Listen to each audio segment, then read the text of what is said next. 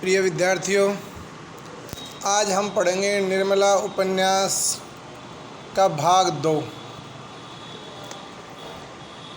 प्रथम भाग में हमने पढ़ा कि मुंशी प्रेमचंद का निर्मला उपन्यास में उदय भानु और कल्याणी की तकरार और एक किशोरावस्था युवती निर्मला का विवाह हो जाने पर सहमना और छोटे बच्चों द्वारा विवाह उत्सव को लेकर के उत्सुकता।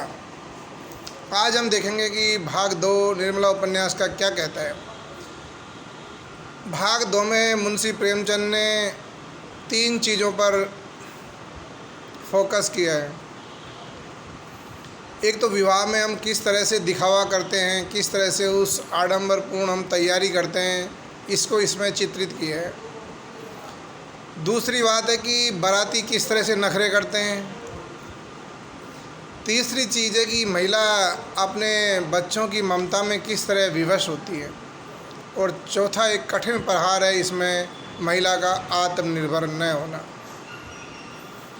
आत्मनिर्भरता के अभाव में महिला किस तरह पीड़ा को भोगती है, अंदर से कुढ़ती है, इसका इसमें लेखक ने बहुत मार्मिक वर्णन किया है। जिसे देखिए, अब यहाँ हम शुरुआत करते हैं कि उदय भानुलाल के घर में उसकी बेटी निर्मला का विवाह है, तो उसकी तैयारी में देखिए किस तरह से आडंबरपूर्ण तैयारी है कि बरामदे में सुनार के हथौड़े चल रहे हैं, कमरे में दर्जी की सुइयाँ चल रही है, सामने नीम के नीचे बढ़इयाँ चारपाई बना रहे हैं, खपरेल में हलवाई के लिए भट्टा खोदा जा रहा है, मेहमानों के लिए अलग से मकान और मकान तैयार किए जा रहे हैं और 3-3 मेहमानों पर एक कहारों की नियुक्ति की जा रही है। इस तरह से विवाह में पूर्ण तैयारी करते हुए उदय भानुलाल अपना पैसे को व्यय कर रहा है और वो सोचता है कि ऐसा सत्कार करूं कि बारातियों को जवान हिलाने का मौका न मिले। पूरा मकान बर्तनों से भरा हुआ है, चाय के सेट आ गए हैं, नाश्ते की तस्तरियाँ जमी हुई है, थाल लोटे गिलास, और इस तरह से मजमा जमा रहता है नौकरों का और काम करने वाले लोगों का। छोटी छोटी बातों को लेकर विवाद और हुल्लड़ मचा दिया जाता है और उदय भानुलाल उन्हें समझाते रहते हैं और रात दिन खर्चे का हिसाब किताब उदय भानुलाल लगा रहता है। कल्याणी जो कि उसकी धर्म पत्नी है, यह सब देखकर चिढ़ती रहती है और अपनी भौहें सिकोड़ती है। तो उदय भानुलाल कहता है कि मैं क्या करूं, जग हंसाई भी तो नहीं देखी जाती। अर्थात इस तरह प्रतिष्ठा और यश की एक झूठी शान को बनाए रखने के लिए उदय भानुलाल इस तरह का अपव्यय करता है। और हम सब भी देखते हैं कि हमारे आसपास के परिवेश में ऐसा ही होता है। हर व्यक्ति अपने बच्चे या बच्ची कि विवाह में अधिक से अधिक खर्च करना अपनी प्रतिष्ठा समझता है, जबकि उसकी धर्म पत्नी जो इस मर्म को समझती है वो कहती है कि जब से ब्रह्मा ने सृष्टि रची है तब से आज तक कभी बारातियों को कोई प्रसन्न नहीं रख सका।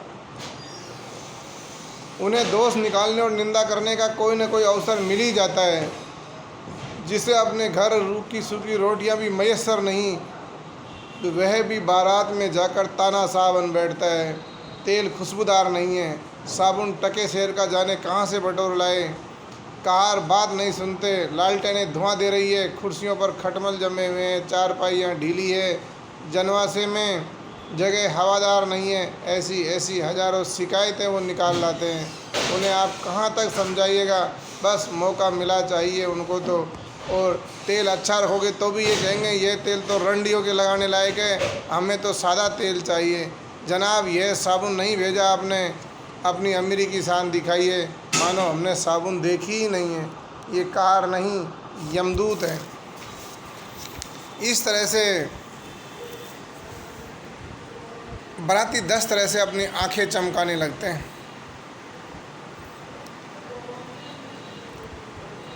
इसलिए कल्याणी बार बार यही कहती है कि नखरों का विचार छोड़ दो और एक निश्चित कर लो कि आपको कितने पैसे में अपनी व्यवस्था करनी है। वो कहती है आप तो एक बार ठान लो कि 5,000 मुझे अधिक से अधिक खर्च करना है, इसके बाद नई सारी व्यवस्था हो जाएगी। इस पर उदय भानु अपनी प्रतिष्ठा खर्च करने में समझता है। दोनों में थोड़ी तकरार होती है। तकरार होने पर लड़ाई थोड़ी सी आगे बढ़ जाती है और दोनों के अहंकार टकराने लगती है और नौबत यहाँ तक आ जाती है कि उदय भानुलाल कहता है, मेरी रोटियों पर पड़ी हुई है या और कुछ, जहाँ कोई बात कहीं बस सिर हो लिए, मानो मैं घर की लौंडी हूँ। मेरा केवल रोटी और कपड़े का नाता है। जितना ही मैं दबती हूँ तुम और भी दबाते हो। मुफ्त खोर माल उड़ाए, कोई मुंह न खोले। शराब कबाब में रुपए लुटे, कोई जवान न हिलाए। वे सारे कांटे मेरे बच्चों के लिए ही तो बोए जा रहे हैं। अर्थात कल्याणी ये सोचती है कि अधिक अपव्यय यदि विवाह में कर दिया जाएगा तो मेरा परिवार कर्ज के तले दब जाएगा और कल होना हो इन्हें कुछ हो गया मान लो तो मेरे बच्चे जीवन भर इस कर्ज को चुकाने में लगे रहेंगे। और आप सब भी जानते हो कि हमारे आसपास ऐसा ही होता है। जब भी कोई विवाह करता है तो अड़ोसी पड़ोसी से या सेठ साहूकारों से ब्याज पे रुपए उधार लेता ही है और फिर वो कमा करके उनको चुकाने में खुद लगा रहता है और अपने बाद में बच्चों को लगा देता है। कई बार चुक भी नहीं पाते हैं और उनकी घर की अर्थव्यवस्था गड़बड़ा जाती है। ऐसे हालात में ज़्यादा कहाँ सुनी होती है तो नौबत यहाँ तक आ जाती है। कल्याणी घर छोड़कर जाने के लिए तैयार होती है तो उसका पति उसे रोकता भी नहीं है। अब यदि महिला आत्मनिर्भर हो तो वो उस आत्मनिर्भरता से अपने को संबल दे सकती है, लेकिन यहाँ जब कल्याणी निकलने लगती है तो सोचती है, आकाश की ओर देखती है और कहती है कि मानो तारागण साक्षी दे रहे हैं, मैं इस घर से कितनी निर्दयता से निकाली जा रही हूँ। जब निकलने लगती है तो वो सोचती है कि मैं अपने बच्चों को जाकर एक बार देख लेती हूँ। बच्चों की ममता है जो उसे विवश करती है और वो बच्चों को देख कर के ये सोचती है कौन इनका पालन पोषण करेगा, किस तरह इनका जीवन यापन होगा। ये सोच करके उसका ममता से हृदय भर जाता है और वो रुक जाती है और सोचती है इन बच्चों के खातिर मुझे रुकना ही पड़ेगा, इन बच्चों का पालन पोषण के खातिर मुझे इस घर में रहना ही पड़ेगा। इस तरह सोच करके वो अपने बच्चे को गोद में उठा लेती है और ऐसा बच्चों की ममता और वात्सल्य को देख करके उसका हृदय भर आता है और अपनी सारी पीड़ा को वो भूल जाती है। इस तरह से लेकिन उदय भानुलाल ये सोचता है कि उनकी जो कड़वाहट में जो बातें हुई हैं वो उसे चुभ जाती है और वो ये सोचता है कि ये इसकी अकड़ मुझे निकालनी है और वो इस तरह का प्लान बनाता है ताकि घर वालों को ये एहसास हो जाए कि मैं मर गया हूँ। और वो इसी प्लान के तहत एक दिन रात में निकलकर चले जाता है। संयोग ऐसा होता है कि वो वकील ठहरा, उसने किसी अपराधी को पहले सज़ा दिलाई थी।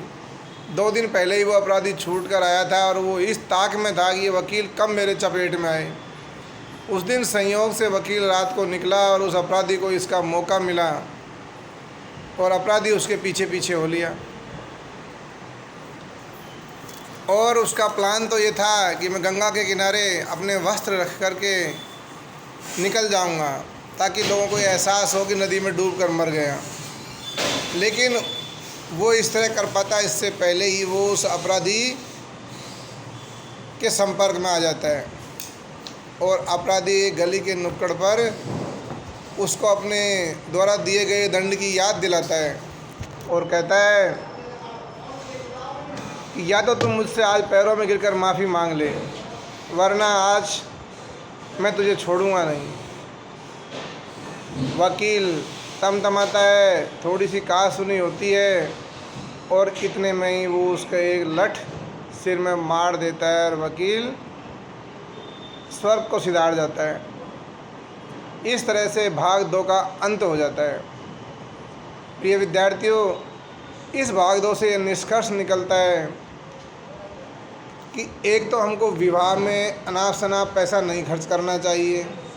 अर्थात मैं यहाँ पर थोड़ा सा और इससे आगे बढ़ना चाहूँगा और आपको बताना चाहूँगा कि समाज की किसी भी कुरीति रीति या परंपरा में इतना व्यय या अपव्यय नहीं करना चाहिए कि हम या हमारे आने वाला समय, आने वाली पीढ़ी खतरे में पड़े, आर्थिक रूप से तंगी में फंसे। दूसरा ये कि आपसी कलह को कभी छोटा नहीं समझना चाहिए, उसको तुरंत अपने कब्जे में कर लेना चाहिए। जैसे एक दोहा भी है कि रोग अगन और राड़ जन, जे जन छोटा मत जानिए।